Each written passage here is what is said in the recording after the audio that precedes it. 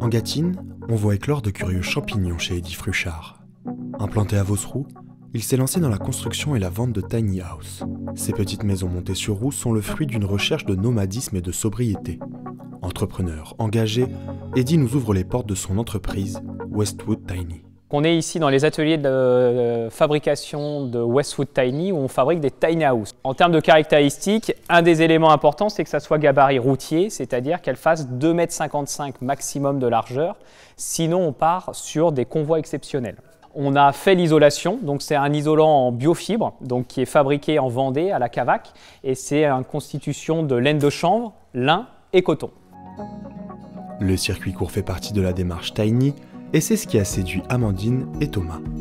Ici, on est dans la Tiny graine de Tiny, donc d'Amandine et Thomas qui sont les heureux propriétaires et qui travaillent en fait sur le projet, qui font des tâches par eux-mêmes en autoconstruction, donc accompagnés, c'est-à-dire on les brief en fait sur comment poser le lambris par exemple de toiture ou de mur. Et la particularité de cette Tiny, hormis qu'elle est sur un châssis agricole qui fait 9 mètres de long, c'est qu'également on va avoir un lit escamotable. Donc on aperçoit la structure ici qui va être en fait sur poulie. Et l'objectif, c'est de le monter et le descendre en fonction des besoins, donc de la nuit, et pour libérer un maximum d'espace dans l'espace bureau qui sera au fond. Chambre, salle de bain, salon, tout est réfléchi en amont pour valoriser l'espace au maximum. Les particuliers ne sont désormais plus les seuls à investir dans les tiny. Certaines associations et municipalités voient en cette maison une excellente alternative.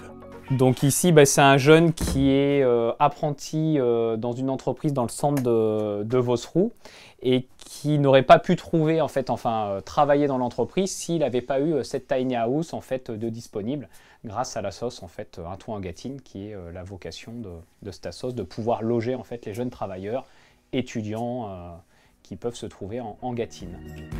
Pour Eddy, son engagement ne se limite pas à sa démarche professionnelle. Collectivité, convivialité, le lieu entier découle de ses convictions. Forcément, quand on décide de construire autrement, c'est-à-dire d'avoir une autre vision de l'habitat, c'est forcément un acte politique. On est obligé aujourd'hui, quand on veut s'installer avec une tiny house sur un terrain ou sur un territoire, d'aller à un moment solliciter les collectivités. Et forcément, ça bouscule les codes parce que les gens aujourd'hui peuvent avoir du mal à comprendre de comment on fait pour habiter finalement dans un si petit espace. C'est pas toujours simple parce que forcément, c'est toujours l'administration française, on rentre pas dans les petites cases et quand on rentre pas dans les petites cases, il faut en tout cas aller démontrer son projet et puis aussi qu'en face, le politique soit plutôt ouvert entre guillemets d'esprit. La mobilité des tiny en fait un atout majeur, mais peuvent-elles réellement être autonomes? Donc ici, on a des panneaux solaires photovoltaïques qui permettent de produire de l'électricité. On a à l'intérieur un stockage par des batteries, donc qui permettent d'être autonome la nuit et quand il n'y a pas de soleil. Elle est équipée également, cette Tiny, d'une cuve de récupération d'eau de pluie qui permet donc d'alimenter en eau potable la tiny house. Donc ça nous permet vraiment d'installer la Tiny dans un endroit, par exemple une place de village où on n'aurait pas forcément les équipements de réseau à disponibilité.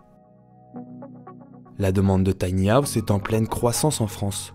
Minimaliste, écologique et mobile, cette maison n'en finit pas de séduire. Chaque année, de nouvelles maisonnettes dans cet esprit voient le jour. Il en existe désormais plus de 300 sur le sol français.